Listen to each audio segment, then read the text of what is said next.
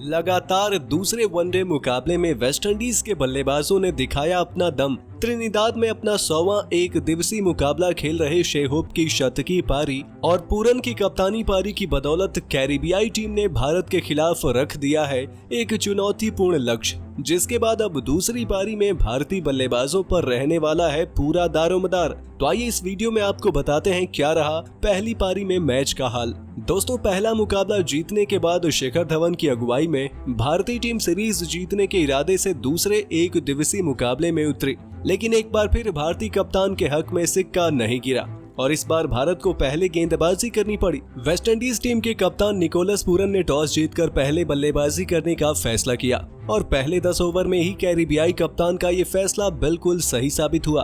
पहले मैच में शानदार बल्लेबाजी कर चुके काइल मेयर्स ने उसी जगह से पारी शुरू की जहां से उन्होंने पिछले मुकाबले में छोड़ा था। वहीं दूसरे एंड से शेहोप ने भी शानदार तरीके से अपनी पारी शुरू की। जहां एक एंड से होप डटे हुए थे तो वहीं दूसरे एंड से मेयर्स का तूफान जारी था। बाएं हाथ के इस बल्लेबाज ने केवल 23 गेंदों में ही 6 चौके और एक छक्के के दम पर 39 रनों की तूफानी पारी खेल दिए और केवल 9 ओवर में ही उन्होंने पहले विकेट के लिए होप के साथ 65 रनों की धुआंधार साझेदारी कर डाली, जिसके चलते भारतीय गेंदबाज बिल्कुल ही बैकफुट पर दिखाई देने लगे। ऐसे में साझेदारी को तोड़ने के लिए शिखर ने दीपक हुड्डा की ऑफ स्पिन को आजमाया और भारतीय कप्तान का ये पैतरा काम कर गया। हुड्डा ने आते ही पहली गेंद पर खतरनाक मेयर्स को चलता कर भारत को पहली कामयाबी दिलाई, लेकिन इसके बाद होप और ब्रुक्स के दरमियान दूसरे विकेट के लिए भी 62 रनों की साझेदारी हुई, जिसके चलते वेस्टइंडीज ने 20 ओवर के अंदर 100 रनों के आंकड़े को भी पार कर लिया। हालांकि इसके बाद भारतीय स्पिन गेंदबाजों ने लगातार अंतराल पर 2 विकेट निकालकर मुकाबले को अपनी तरफ खींचने का प्रयास किया। इस दौरान अक्षर ने ब्रुक्स को 35 के निजी स्कोर पर पवेलियन पहुंचाया।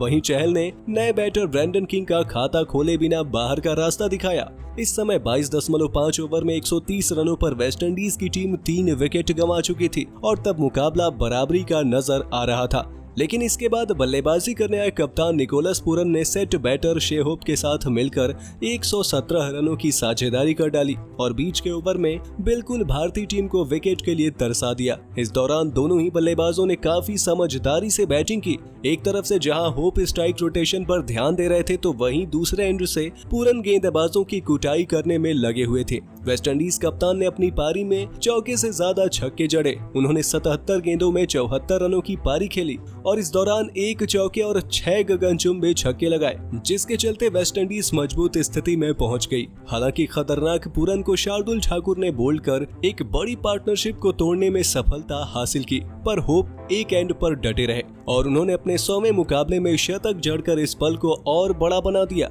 वेस्ट इंडियन ओपनर ने 135 गेंदों में 115 रनों की शानदार पारी खेले। वहीं अंत में पॉवेल, शेफर्ड और हुसैन की कैमियो की वजह से वेस्टइंडीज ने अपने 50 ओवर में 6 विकेट के नुकसान पर 311 रनों का चुनौतीपूर्ण स्कोर खड़ा कर लिया। भारत के लिए एक मोहम्मद सिराज, अक्षर और हुड्डा को छोड़कर लगभग सभी गेंदबाजों की जमकर धुनाई हुई। हालांकि शार्दुल ठाकुर ने 3 विकेट अपने नाम किए, पर उन्होंने भी अपने 7 ओवर में 54 रन लुटा दिए। वहीं चहल भी आज महंगे साबित हुए। उन्होंने 9 ओवर में 69 रन देकर एक सफलता हासिल की। वहीं डेब्यूटेंट आवेश खान के लिए ये एक खराब मैच गया। उन्होंने 6 ओवर में ही 54 रन लुटा दिए, जिसके चलते भारत को अब दूसरी पारी में जीत हासिल करने के लिए दमदार बल्लेबाजी करनी होगी।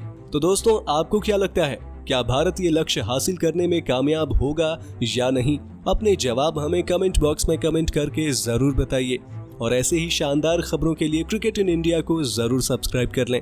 वीडियो अच्छी हो तो इसे लाइक करना बिल्कुल ना भूलें।